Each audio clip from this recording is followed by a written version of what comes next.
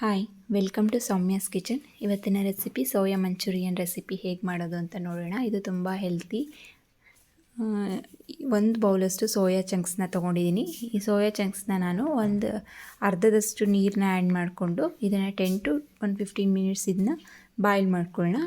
Boil ಆದ ನಂತರ ಅದನ್ನು ತಣ್ಣಕ್ಕಾಗಕ್ಕೆ ಬಿಟ್ಟು ಅದರಲ್ಲಿರೋಂತಹ ನೀರಿನಂಶ ಎಲ್ಲ ಆಚೆ ತೆಗೆದುಬಿಟ್ಟು ಇದನ್ನು ಒಂದು ಬೌಲಿಗೆ ಶಿಫ್ಟ್ ಮಾಡ್ಕೊಂಡಿದ್ದೀನಿ. ನಾನಿಲ್ಲಿ ಒಂದು 4 ಥರದ್ದು ಮಸಾಲೆ ಐಟಮ್ಸ್ನ ತೊಗೊಂಡಿದ್ದೀನಿ. 1 ಟೇಬಲ್ ಸ್ಪೂನಷ್ಟು ಅರಿಶಿನ, 1 ಟೇಬಲ್ ಸ್ಪೂನಷ್ಟು ಕೊರಿಯಾಂಡರ್ ಪೌಡರು, 1 ಟೇಬಲ್ ಸ್ಪೂನಷ್ಟು ಅಚ್ಚ ಖಾರದ ಪೌಡರು, ಹಾಗೆ 1 ಟೇಬಲ್ ಸ್ಪೂನಷ್ಟು ಗರಂ ಮಸಾಲಾನ ಆ್ಯಡ್ ಮಾಡ್ಕೊಂಡಿದ್ದೀನಿ. ಹಾಗೆ 1 ಬೌಲಷ್ಟು ಮೈದಾ, 1 ಬೌಲಷ್ಟು ಕಾರ್ನ್ಫ್ಲೋರು, 1 ಬೌಲಷ್ಟು ಕಡಲೆ ಹಿಟ್ಟು, ಹಾಗೆ ಎಷ್ಟು ನಮಗೆ ಅಗತ್ಯಕ್ಕೆ ಎಷ್ಟು ಬೇಕೋ ಅಷ್ಟನ್ನ ನೀರು ಹಾಕ್ಕೊಂಡಿದ್ದೀನಿ. ಆಮೇಲೆ ಸ್ವಲ್ಪ ರುಚಿಗೆ ತಕ್ಕಷ್ಟು ಉಪ್ಪನ್ನು ಸಹ ಆ್ಯಡ್ ಮಾಡಿಕೊಂಡು ಅದನ್ನು ಕಲಿಸ್ಕೊಂಡ್ಬಿಟ್ಟು ಆಮೇಲೆ ಒಂದು ಕಡಾಯಿ ಇಟ್ಟು ಅದಕ್ಕೆ ನಾನು ಆಯಿಲ್ನ ಆ್ಯಡ್ ಮಾಡಿ ಇದನ್ನು ಫ್ರೈ ಮಾಡ್ಕೊಳ್ಳೋಣ. ಗೋಲ್ಡನ್ ಬ್ರೌನ್ ಬರೋವರೆಗೂ ಇದನ್ನು ಫ್ರೈ ಮಾಡ್ಕೋಬೇಕು. ಆಗ ಚೆನ್ನಾಗಿ ಬೇಯುತ್ತೆ. ಇದೆಲ್ಲ ಸಣ್ಣ ಉರಿಯಲ್ಲೇ ಬೇಯಿಸ್ಕೊಳ್ಳಿ, ಆಗ ಚೆನ್ನಾಗಾಗುತ್ತೆ. ಮೀಡಿಯಮ್ ಫ್ಲೇವರಲ್ಲಿ ಇರಲಿ.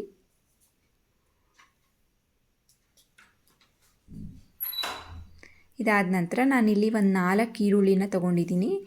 ಒಂದು ಕಡಾಯಿ ಇಟ್ಬಿಟ್ಟು ಅದೇ ಆಯಿಲಿಗೆ ನಾನು ಒಂದು 4 ಈರುಳ್ಳಿನ ಸಣ್ಣದಾಗಿ ಹಚ್ಕೊಂಡಿರ್ತೀನಿ. ಆಯಿಲ್ನ ಆ್ಯಡ್ ಮಾಡಿಕೊಂಡು ಮತ್ತು ಈರುಳ್ಳಿನ ಸಹ ಆ್ಯಡ್ ಮಾಡ್ಕೊಂಡಿದ್ದೀನಿ. 1 ಕ್ಯಾಪ್ಸಿಕಮ್ ತೊಗೊಂಡಿದ್ದೀನಿ ಇಲ್ಲಿ ನಾನು. 2 ಹಸಿಮೆಣ್ಸಿನ್ಕಾಯಿ, ಹಾಗೆ ಜಿಂಜರ್ ಗಾರ್ಲಿಕ್ ಪೇಸ್ಟು ಸಮೇತ ಇದಕ್ಕೆ ಆ್ಯಡ್ ಮಾಡ್ಕೊತಾ ಇದ್ದೀನಿ. ನಾನಿಲ್ಲಿ 1 ಟೇಬಲ್ ಸ್ಪೂನಷ್ಟು ವಿನೆಗರ್ನ ಆ್ಯಡ್ ಮಾಡ್ಕೊತಾ ಇದ್ದೀನಿ.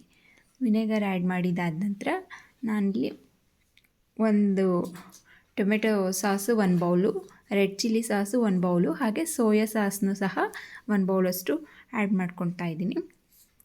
ಇದೆಲ್ಲ ಆ್ಯಡ್ ಮಾಡಿಕೊಂಡು ನಮಗೆ ಈರುಳ್ಳಿ ಎಲ್ಲ ಫ್ರೈ ಆಗಿರುತ್ತಲ್ವ, ಅದೆಲ್ಲ ಆದ ನಂತರ ನಾವು ಅದನ್ನು ಚೆನ್ನಾಗಿ ಮಿಕ್ಸ್ ಮಾಡ್ಕೋಬೇಕು.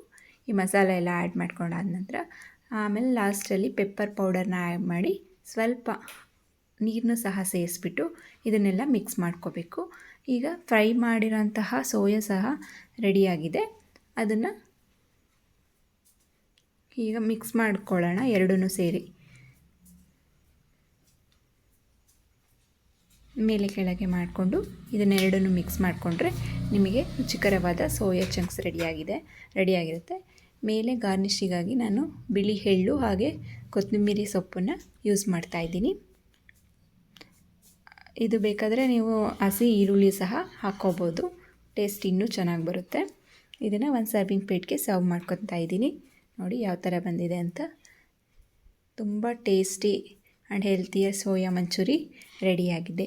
ನೀವು ಒಮ್ಮೆ ಟ್ರೈ ಮಾಡಿ, ಹೇಗಿತ್ತು ಅಂತ ಕಾಮೆಂಟ್ ಮಾಡಿ. ಇನ್ನೂ ಹೆಚ್ಚಿನ ವೀಡಿಯೋಗಾಗಿ ನಮ್ಮ ಪೇಜನ್ನು ಫಾಲೋ ಮಾಡಿ. ಬೇಗ ಹೋಗಿ ನನ್ನ ಪೇಜನ್ನು ಸಬ್ಸ್ಕ್ರೈಬ್ ಮಾಡಿಕೊಡಿ. ಅಂಗಡಿಯಿಂದ ತರೋದಕ್ಕಿಂತ ಈ ಥರದ್ದೊಂದು ಮಂಚೂರಿ ಟ್ರೈ ಮಾಡಿಕೊಂಡು ಮನೆಯಲ್ಲೇ ತಿನ್ಬೋದು. ಮಕ್ಕಳು ಇದನ್ನು ಇಷ್ಟಪಟ್ಟು ತಿಂತಾರೆ. ನೀವು ಒಮ್ಮೆ ಟ್ರೈ ಮಾಡಿ, ಹೇಗೆ ಬಂದಿತ್ತು ಅಂತ ಕಾಮೆಂಟ್ ಮಾಡಿ.